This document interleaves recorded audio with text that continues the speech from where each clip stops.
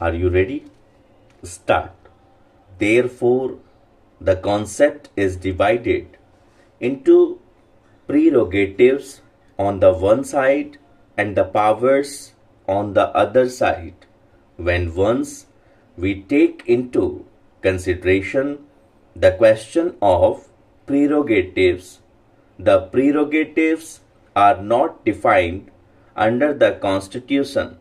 The prerogatives come into existence only under a convention, but not under the constitutional powers that have been so far defined.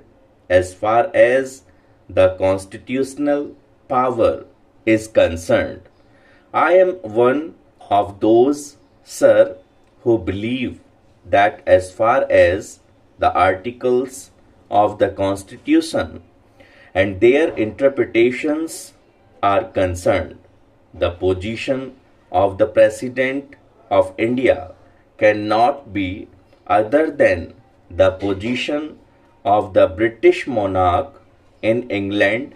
Therefore, the opinion of the Council of Ministers is binding on the President as it is binding on the monarch of England.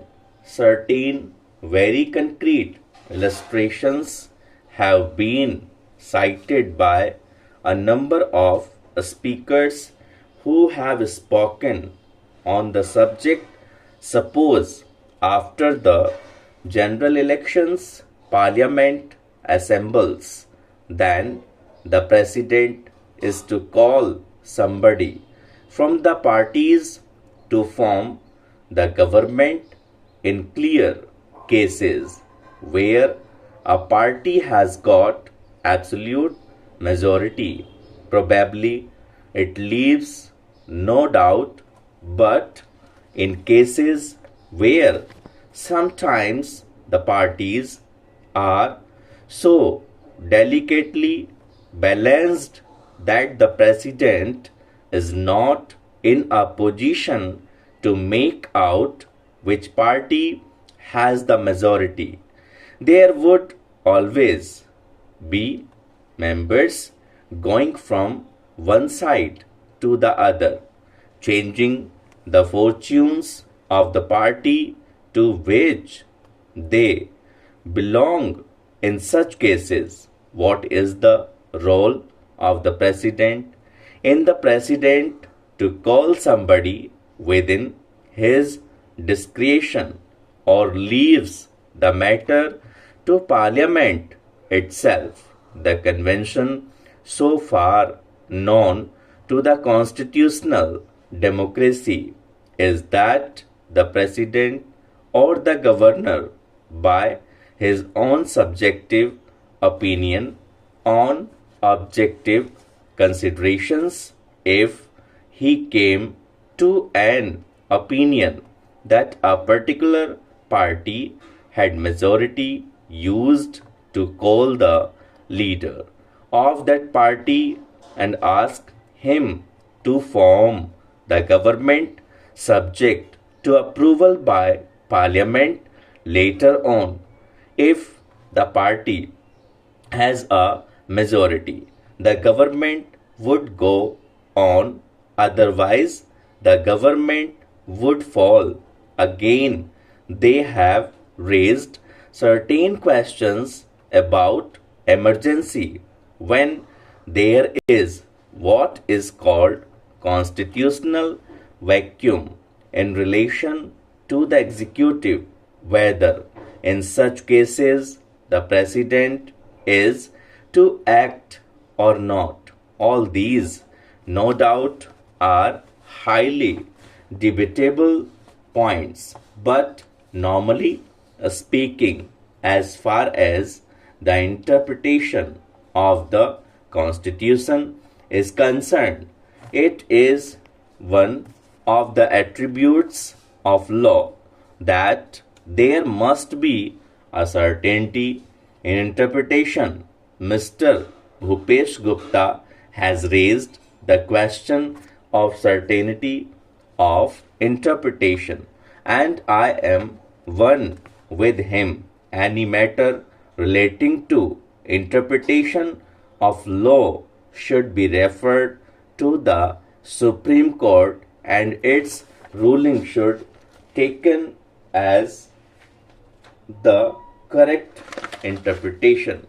In connection with this controversy, I may mention that I am one of those persons who feel that the present context of conditions in the country, it is not suitable for the purpose of discussing a constitution amendment bill, which should be given necessary thought in a very calm atmosphere, and the democratic norms which are held very high in our mind should be the guiding principles at the present moment, when the very democratic ideals are being attacked and obstructed from outside. It may perhaps be not possible to consider these matters in a very detached and calm atmosphere. For that purpose, I should have liked if this bill had been postponed or withdrawn from discussion.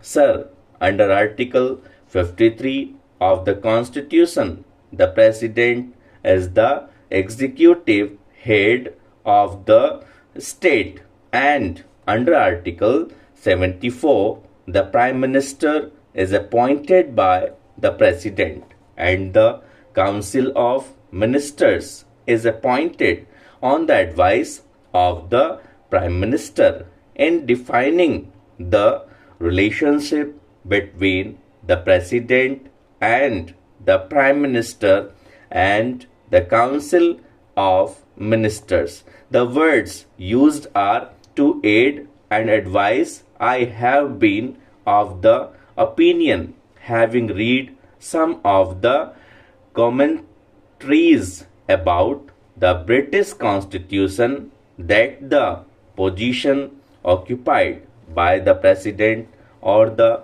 British monarch is more or less the same. It has been the opinion expressed by various jurists, not only in the country but outside also. If I had not listened to the speeches, I could have, without the least hesitation, said that probably the amendment was uncalled for. But having listened to these two speeches, irrespective of the merits to be considered, there seems to be some controversy, or at least some difference of opinion in interpreting a particular statute. It has been even told that once a statute is passed by Parliament or a legislature and it is placed in the hands of the lawyers who are to interpret it before courts, the intention of the statute, the purpose with which it is passed, is completely forgotten, and in relation to interpretation, you find something else interpreted and decided by the courts other than what has been sought to be passed by the Parliament or a legislature.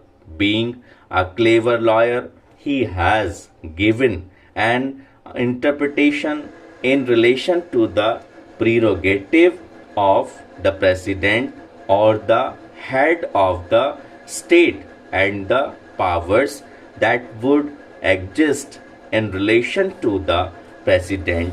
Stop.